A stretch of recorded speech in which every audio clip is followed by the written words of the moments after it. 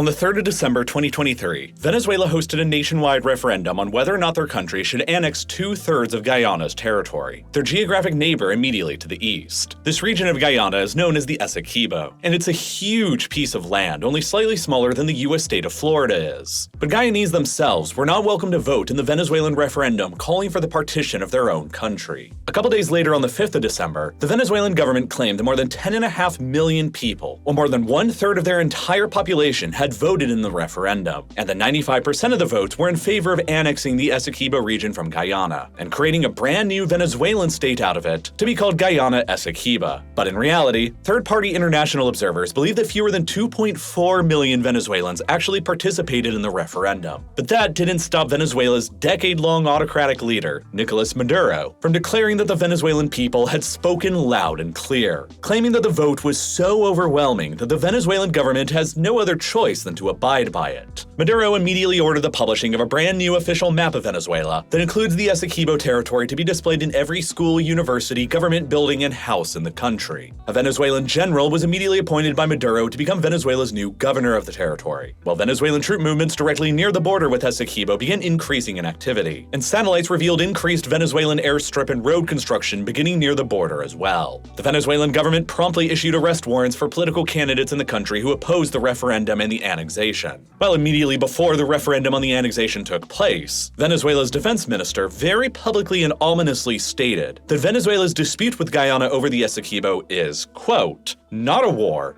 for now.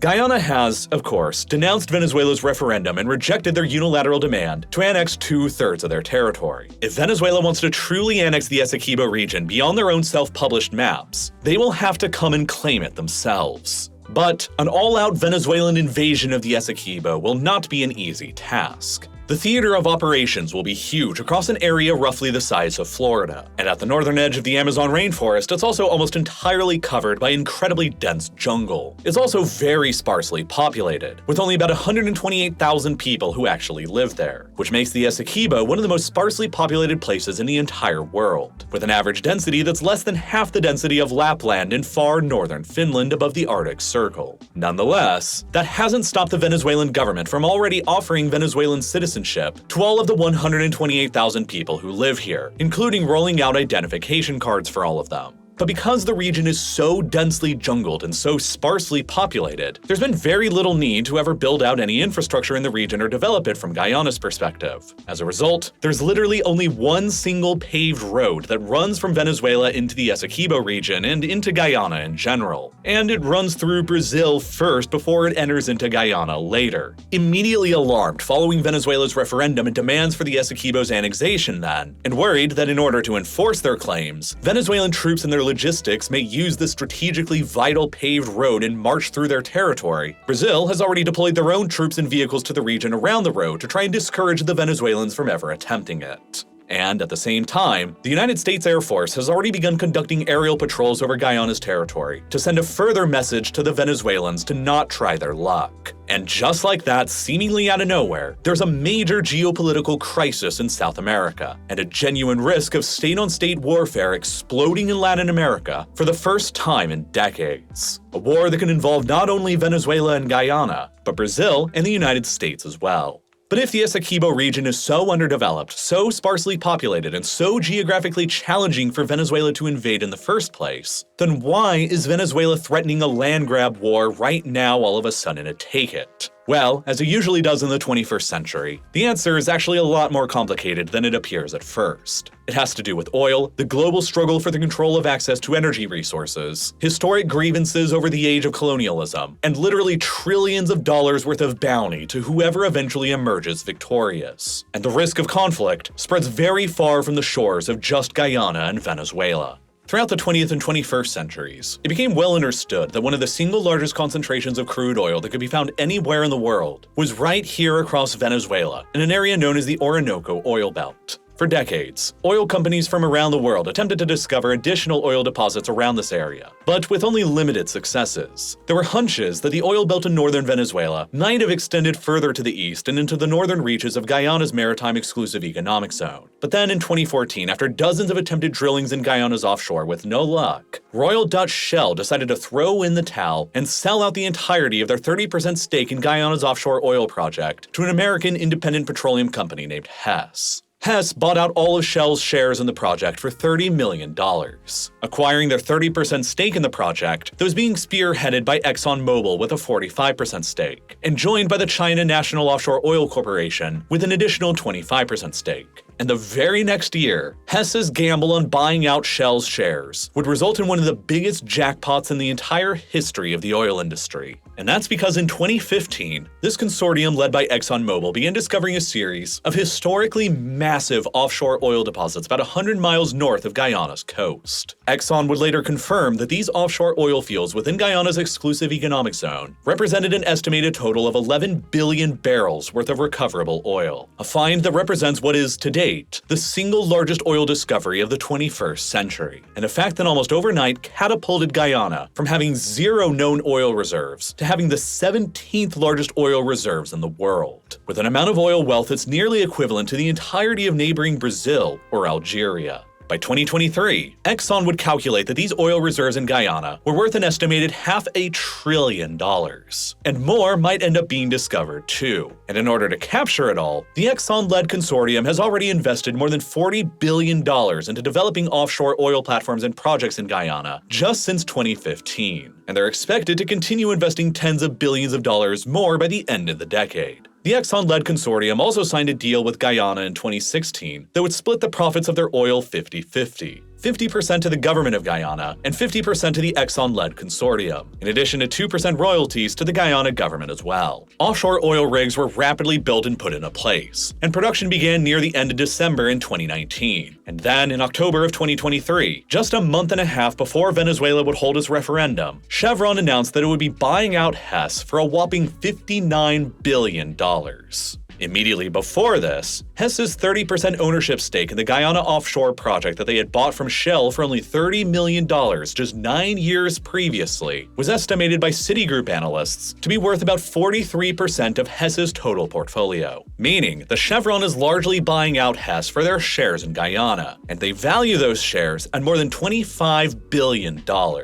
More than 830 times what Hess paid for them 9 years ago. Currently, as of the end of 2023, Guyana is producing about 380,000 barrels of oil a day from these offshore fields, which isn't nothing. But within only a few years from now, by 2027 or 2028, as more foreign investment pours in and more platforms are developed, they're expected to increase production levels to about 1.2 million barrels per day, which by then will be just over 1% of the entire planet's production, and rank Guyana roughly alongside modern-day Algeria's production levels. With a total population of only around 800,000 people, Guyana will by then become by far the largest per capita producer of oil in the world, and by 2036, it's expected that Guyana's government will be raking in about $16 billion a year in taxes and levies on the oil industry, a figure that's nearly 4 times as much as Guyana's entire economy was before the discovery of oil back in 2014. As a result, Guyana has been experiencing the fastest growing economy anywhere in the world ever since 2021, as the money keeps pouring into the country from the Exxon-led consortium and as the oil fields continue being developed. Across 2022 alone, the Guyanese economy grew by an almost unbelievable 62.3%. Before the discovery of oil in 2014, Guyana was a sleepy little country with very few other major industries, and so the GDP per capita in the country was merely $5,400 per person per year, which made it one of the poorest countries in the Americas. But now, by 2028, with the unexpected oil boom, Guyana's nominal GDP per capita is expected to rise to more than $37,000 per person within just the next few years, which by then will be the 3rd highest in the Americas, only behind the United States and Canada. Guyana, and about on a par with Italy. It's for this reason that some people have already taken to calling Guyana the world's next United Arab Emirates. Another small, formerly British-controlled country that was once extremely poor, but managed to grow exorbitantly wealthy, influential, and powerful in the world within only a matter of years through the harnessing of their oil might after it was discovered. Obviously, Guyana has emerged in the 2020s as the most important new addition to the global energy map in the 21st century, and that has brought it incredible levels of attention from the outside world that it never could have imagined before. Most of Guyana's present and likely future oil exports as well are flowing on the backs of tankers across the Atlantic towards the biggest port in the European Union, Rotterdam in the Netherlands, a fact that's greatly benefiting the Europeans, as they've been able to use Guyana's recently come online oil to help replace some of their previously large volumes of Russian oil that they've cut out over the war that's still raging in Ukraine. OPEC, the international oil cartel that's made up of most of the world's largest producers, has already been approaching Guyana with the prospect of becoming their latest member. Advances that Guyana, for the moment, has publicly rejected in favor of maintaining their own independence. But that independence may not last forever, because directly next door to all of their amazing oil discoveries and incoming wealth ever since 2015 has been Venezuela, who, despite having literally the largest crude oil reserves of any country in the world, has been gradually struggling to actually produce any of it ever since the 1990s. As you can see from this graph, Venezuela's oil production was once around 3.2 million barrels a day back in the mid-1990s, a rate that if they had continued managing today would have placed their production in the top 10 worldwide, right alongside the likes of Persian Gulf states like the United Arab Emirates and Iran. But they didn't maintain that rate, and in fact they've seen a continuous decline in oil production over the past 30 years ever since, to the point where today they're barely producing more than 700,000 barrels a day, a rate of oil production that's even less than the United Kingdom, despite Venezuela having more than 120 times the amount of proven reserves as the UK does. Now, Venezuela produces and exports so little of their own oil that tiny Guyana right next door to them is all set to surpass both their production and export volumes within just the next 3 years. Despite having a much younger industry where production only began at the end of 2019, and despite having vastly smaller volumes of reserves than Venezuela. And the reason for that is very complicated.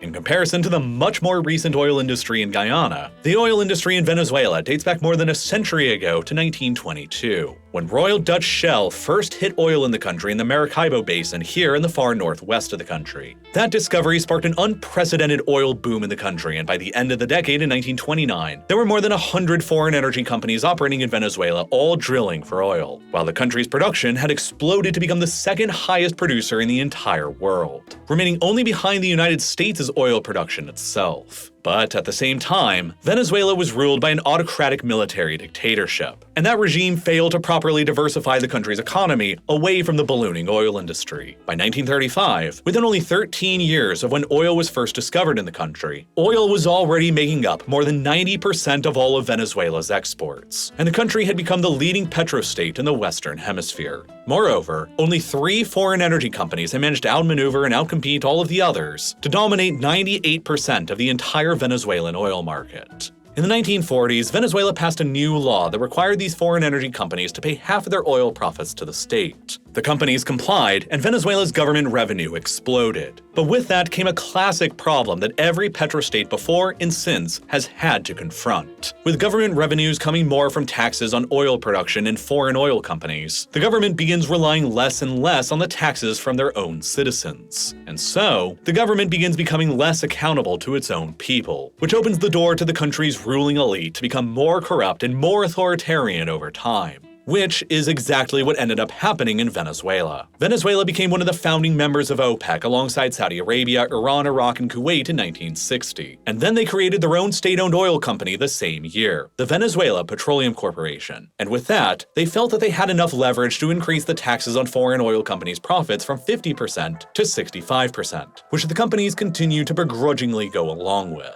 And then in the 1970s came the global oil price boom that followed the OPEC oil embargo of countries that had supported the Israelis during the Yom Kippur War of 1973. Tens of billions of dollars in oil profits started flooding into the Venezuelan government's coffers, which led government officials to make several short-sighted decisions. In 1976, with the oil boom still roaring, the Venezuelan government decided to nationalize their oil industry and established a new state-owned oil company called PDVSA that would monopolize all of the exploring, drilling, production, refining, and exports in the country. Foreign oil companies were still allowed to continue operating in Venezuela after 1976, but they could only do so under a joint venture with PDVSA, and PDVSA had to own a minimum 60% stake in the joint venture. But, as is well known in the oil industry, prices never remain high forever, and for every boom time, there's a bust time that always follows. In the 1980s, the global price of oil crashed, and so too did Venezuela's undiversified government revenues. Inflation in the country accelerated, but the government continued taking on huge amounts of debts by continuing to spend aggressively, most notably with their purchase of half of the American oil and gas company Citgo in 1986, and then the purchase of the remaining half of the company 4 years later in 1990.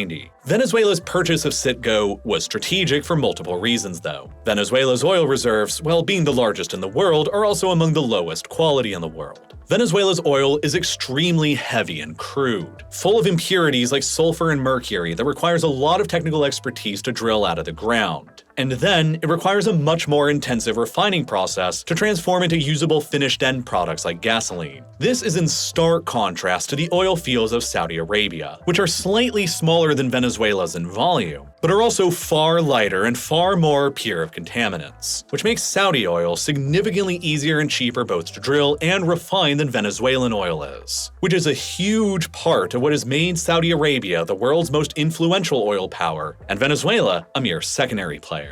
Across the 1980s, American oil refineries across the Gulf Coast in Texas and Louisiana began anticipating that the world was starting to run out of the lighter, more pure crude oil deposits that were easy to refine, and as a result, everyone was eventually going to have to start refining the heavier and less pure crude oil going forward, like the oil that's found in Venezuela. Consequently, most of America's Gulf Coast refineries began retooling themselves to handle the world's heavier and less pure oil, and they became some of the only refineries in the world that could actually handle the processing required of Venezuela's extra heavy crude oil. And their geographic proximity to Venezuela's oil fields made them the logical choice for the Venezuelans to use. PDVSA's acquisition of Citgo in the late 1980s, while expensive, enabled Venezuela to acquire direct ownership over some of these vital refineries, while it also gave them control, for a moment, of about 10% of the entire US domestic oil market, which established this really lucrative trade route where PDVSA would produce super heavy crude oil in Venezuela, export it to Citgo refineries on the US Gulf Coast that they owned after 1986, and then sell the refined gasoline they produced in them directly to American consumers, as the US market became the biggest export destination for Venezuelan oil. By 1997, Venezuelan exports of crude oil to the US market peaked, and America was importing about 17.4% of their oil from Venezuela. More oil than the Americans were importing from Saudi Arabia at the time, or from anyone else as well. Venezuela had become America's #1 largest source of oil, but corruption and graft within the Venezuelan government had by this point become endemic. Between 1972 and 1997, as the oil wealth poured into the country, the Cato Institute has estimated that Venezuelan government officials embezzled as much as $100 billion worth of the state's oil revenues. A truly astonishing level of corruption. By 1989, with continued government spending on social welfare programs and foreign acquisitions like Citgo, the country's public debt had climbed up to $29 billion, or about 66% of their total GDP at the time, and $20 billion of that amount was owned to foreign banks. So, in 1989, Venezuela appealed to the International Monetary Fund for a financial bailout, and as a part of those negotiations, they agreed to a series of austerity measures that cut back on social welfare spending, and that sparked a series of deadly riots across the country that killed hundreds. In 1992, with unrest in Venezuela mounting and the government growing increasingly unpopular, a then largely unknown Venezuelan military officer named Hugo Chavez launched a coup d'etat against the government. The coup attempt failed, more than 140 people were killed, and Chavez and his conspirators were arrested. Hugo Chavez would spend the next 2 years in jail for his role in organizing the coup until he was pardoned in 1994. But his actions had catapulted him into Venezuela's national spotlight. And riding on that momentum after he was released from prison, he decided to try and become Venezuela's next leader through more legal means by running for president in 1998. Chavez ran under a socialist campaign that promised to distribute Venezuela's massive oil wealth more equitably to the poor of the country. He promised to end the corruption and the graft that had long been associated with Venezuela's government and oil industry, and it was on this message that the Venezuelan working class voted Chavez into power in 1998. Over the next few years, as the price of oil continued to remain high and Venezuela continued making lots of money, Chavez followed through on his campaign promises and dramatically expanded social welfare and healthcare spending in the country, and managed to greatly reduce the national poverty rate in the process. This earned him an incredible amount of popularity among Venezuela's working class that then enabled him to continue expanding the powers of his own office in the country with very little pushback. Independent media outlets were steadily shut down, press freedoms grew smaller, and presidential term limits were abolished, while Chavez expanded the control of his own party over the national oil industry. The remaining oil projects in the country that were jointly owned between PDVSA and American energy companies like Exxon and ConocoPhillips were seized entirely for PDVSA, while Chavez nearly simultaneously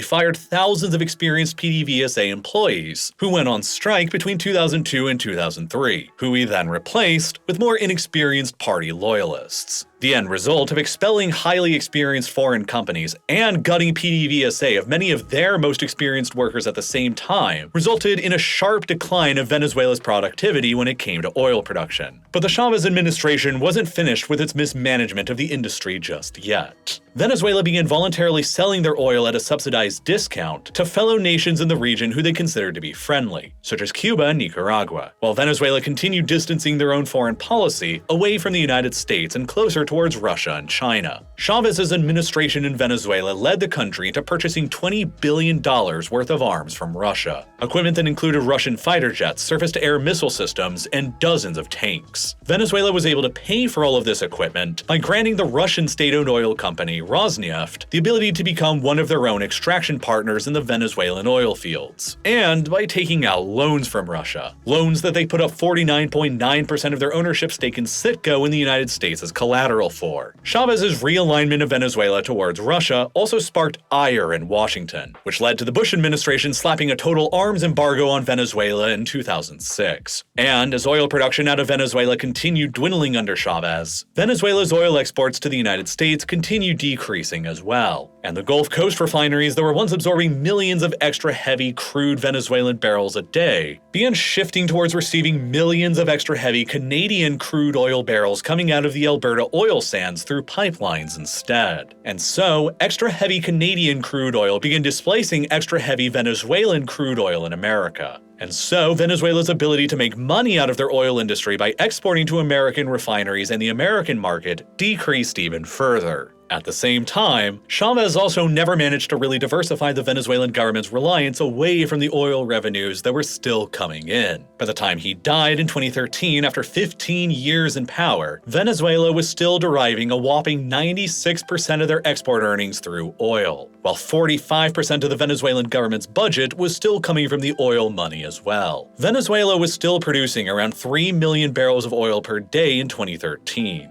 Only marginally lower than what they were producing back in 1997 at their peak immediately before the rise of Chavez. And, for the moment, global oil prices were still high. And coasting off of those high oil prices throughout most of his time in office, Chavez's lavish government spending and years of deficits had roughly tripled Venezuela's national debt by the time of his death, from a total of just $33.6 billion in 1998 when he assumed office, to a total of $101.6 billion in 2013. A figure that seemed manageable at the time as the Venezuelan economy continued growing and the total GDP stood at $371 billion, which gave the Venezuelans a debt-to-GDP ratio of only 27%. But with the economy and the government each still so reliant on the oil industry, Chavez's huge deficits and piling on of debt were things that were only really sustainable so long as the price of oil continued remaining high. After Chavez died in 2013, his hand-picked successor Nicolas Maduro immediately assumed the presidency and continued on with all of Chavez's policies and high levels of spending. But then in 2014, the year after Maduro assumed the presidency, the price of oil completely collapsed. Maduro failed to adapt and continued on with all of the same Chavez-era policies, but without the high oil prices in place to actually sustain them. And with that came a rapid collapse in the undiversified Venezuelan economy as well. Massive protests began breaking out against the Maduro government in Venezuela in 2015 as the country's economy crumbled, and the government responded with increasingly harsh levels of repression. Over the following 10 years, between 2013 and 2023, Maduro's Venezuela has plummeted 43 places in the Reporters Without Borders annually published Press Freedoms Index, to the point where it's currently almost in the bottom 20 of the world on a comparable scale to the likes of Russia and Belarus, where most television channels in the country are currently owned by the state. The Venezuelan government's violence against its own people accelerated as well, with both the United Nations and Human Rights Watch estimating that more than 20,000 Venezuelans in the country have been subjected to extrajudicial killings since Maduro took over in 2013.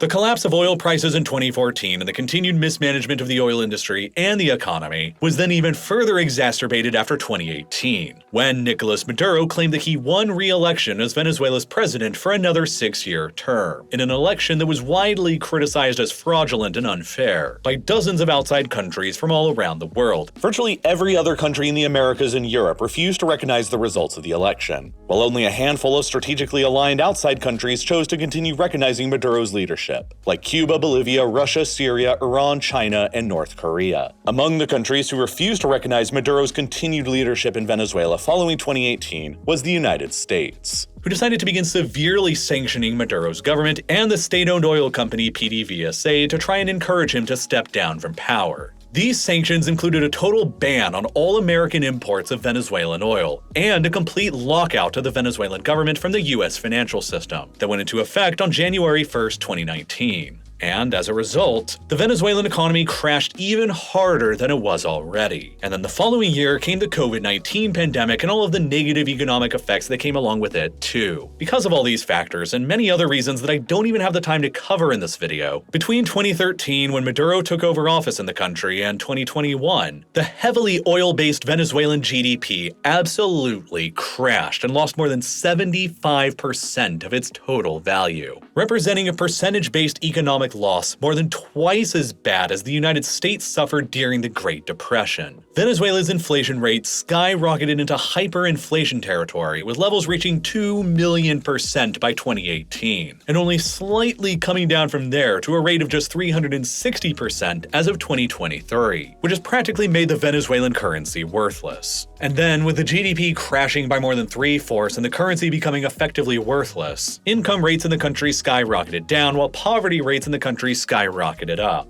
By 2021, it was estimated that nearly 2/3 of Venezuelans were living in poverty, twice as many as had been in 2013, immediately before Maduro assumed the presidency. The economic collapse of Venezuela since 2014 is of such an extreme nature that it's widely regarded as one of the worst economic collapses anywhere in the world during times of peace any time in the past century. And deciding to flee from the civilizational collapse and the increasingly authoritarian regime of Nicolas Maduro, roughly 1 out of every 4 Venezuelans who lived in the country prior to 2013 would decide to leave the country within a decade by 2023, with millions becoming refugees all across the Americas and Europe. And many of these millions of Venezuelans who fled the country were among the nation's most well-educated and experienced, contributing to a serious Venezuelan brain drain problem. Getting locked out from the American financial system and no more American energy companies or their investments operating in Venezuela post-2019. Getting locked out from the ability to export any of their extra heavy crude oil to the US, locked out Venezuela's ability to send their oil to the vital Gulf Coast refineries that they needed to actually refine their oil into finished products, including the 3 Gulf Coast refineries they own by proxy through Citgo, all as Venezuela's own oil industry and refineries began languishing under the stresses of fleeing experienced workers and critical lack of investments and capital necessary for upkeep and maintenance. And as a result, Venezuela's oil production levels have also crashed alongside their economy, with production collapsing from about 3 million barrels per day in 2013, right when Maduro first assumed office, to only about 700,000 barrels a day by the beginning of 2023, which has only compounded Venezuela's financial problems even further.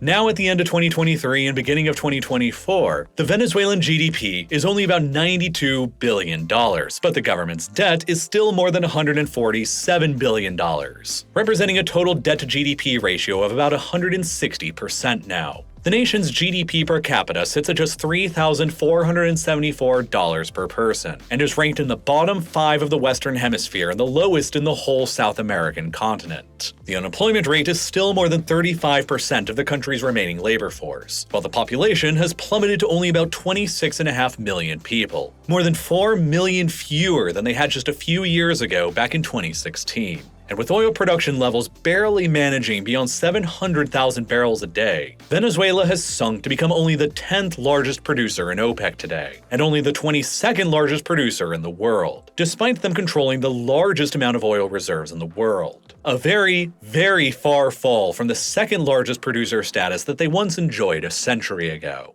And then, at about the same time as Venezuela's entire civilization, economy, and oil industry began collapsing from 2015 onwards, plucky little Guyana's oil industry right next door began booming with the offshore discoveries made by the ExxonMobil-led consortium beginning in 2015. In an extremely ironic twist of circumstances, Venezuela became the world's fastest crashing economy at the exact same time that Guyana right next door became the world's fastest growing economy. And in both circumstances, it had to do with oil. But as it turned out, Guyana's massive oil discoveries were being made within a maritime region that was an extension of a land area in the country that Venezuela had long claimed for itself dating back to the 19th century, the Essequibo region.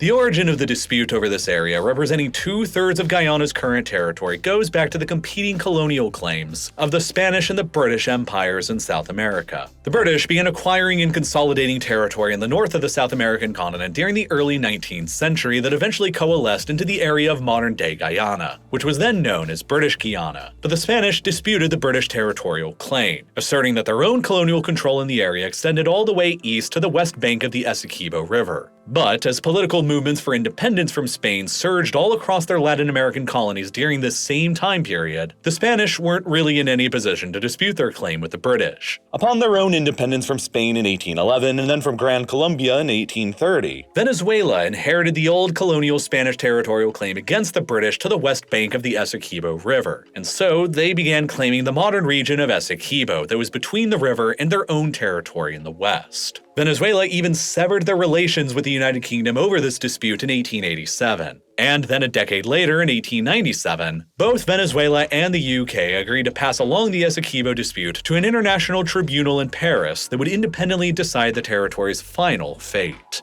Venezuela's interests were represented by the United States during the tribunal, while the jurists who would ultimately decide the case came from the United States, the United Kingdom, and Russia, but none from Venezuela directly. 2 years later, in 1899, the Paris tribunal announced their final verdict. Britain would receive 90% of the disputed land in question, while Venezuela received the remaining 10%. At the time, both Venezuela and the UK accepted these findings as legally binding, in addition to the entire international community, and the case was closed. And that remained the case largely without issue for more than 60 years until the 1960s, when the Essequibo issue came up yet again. As the UK was preparing to finally grant British Guyana its independence in 1966, Venezuela suddenly unilaterally declared that the findings of the 1899 Paris Tribunal were illegal, over accusations that the British and Russian jurists at the time had secretly colluded and conspired to award Britain the majority of the disputed land. Venezuela reopened their claims to the Essequibo region again, and upon their independence in 1966, Guyana inherited the dispute on their end from the British, while Guyana has continued asserting that the findings of the 1899 tribunal are final and binding.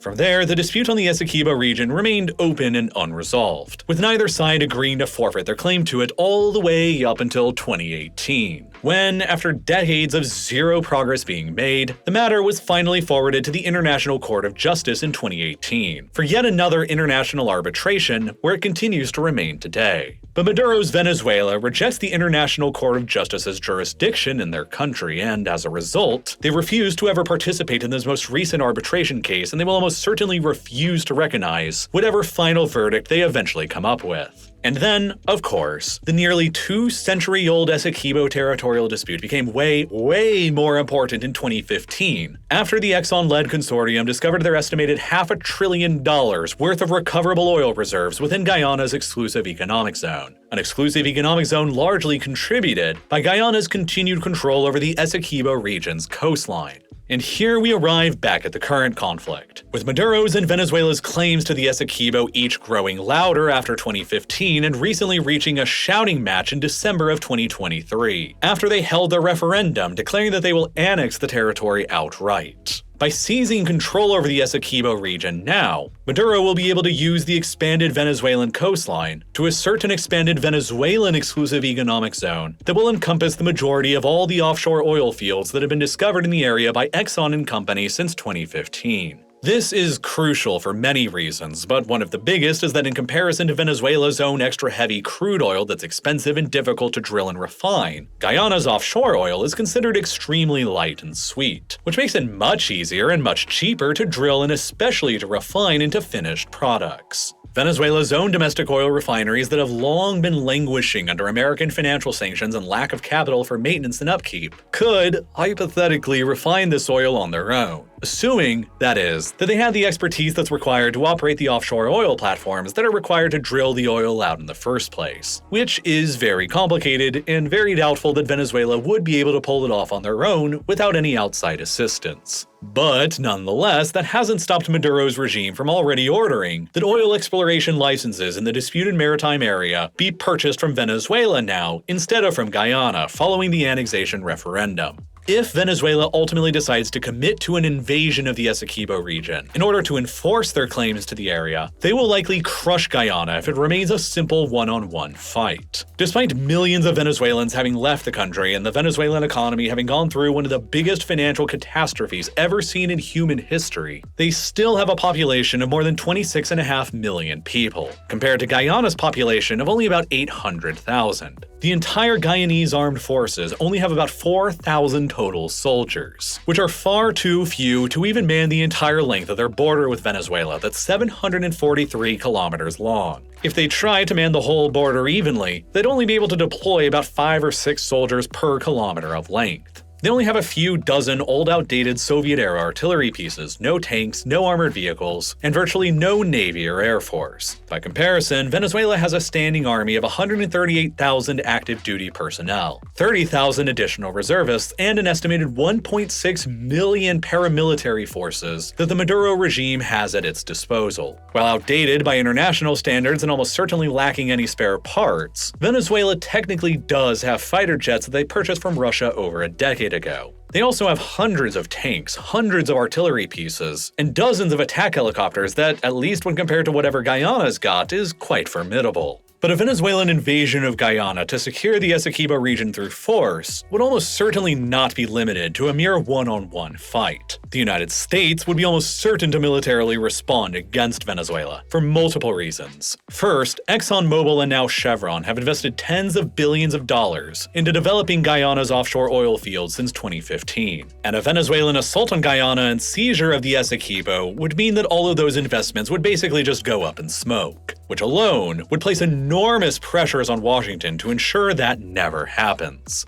But perhaps more importantly, Guyana is already sending most of their crude oil exports to the European Union and the US West Coast. And within the next 3 years, Guyana is expected to more than triple their oil production levels from today. This represents what's almost certainly the largest incoming supply of oil onto the global market in the years ahead, most of which will go towards the European Union and further assist them in diversifying away from Russia's oil, and which will create downward pressures on global oil prices and downward pressures on global inflation. Two outcomes that the United States wants to happen very much, both to hurt Russia's war machine in Ukraine and to reduce inflationary pressures being felt at home. If Venezuelan troops came suddenly rolling into the Essequibo region, they would likely meet little resistance from Guyana and swiftly occupy it, just like Saddam Hussein was able to do with Kuwait back in 1990. And just like happened then, in order to defend its interests in the global oil industry, the United States would likely gather together a coalition and launch an all-out attack on Venezuela to push their troops out of Essequibo and secure Guyana's offshore oil fields, and would likely attempt an overthrow of the Maduro regime in the country once and for all as well. For his own part, Maduro is likely raising the stakes of the Essequibo issue now at the end of 2023 and beginning of 2024 for multiple reasons. There is, of course, all that sweet oil in Guyana's offshore that's at play. But there's other factors going on too. He might not actually be serious about ordering an invasion to seize a Florida-sized chunk of land in Guyana that would likely trigger a cataclysmic war. And instead, he might just be simply trying to drum up patriotism in Venezuela in order to shore up some support for his deeply unpopular regime in the country ahead of 2024's presidential election, According to a Caracas-based consulting firm called Consultores 21, Maduro's approval rating in the country is currently hovering at only about 29%, which is perhaps understandable for the leader who's overseen the world's greatest economic collapse in recent history. Maduro must know that he's an unpopular leader, which is why he resorted to fraud and repression during the election of 2018 to keep himself in power, and which was what earned him unprecedented sanctions from the United States that worsened the economic situation in the country even further. He might also decide to try and use the risk of war breaking out over the Essequibo issue to simply cancel 2024's election altogether. I think that, ultimately, Nicolas Maduro has two primary basic interests. He wants to continue remaining in power in Venezuela, and he wants the United States to start removing some of their sanctions on his country's oil industry, so that they can begin rebuilding and making more money again.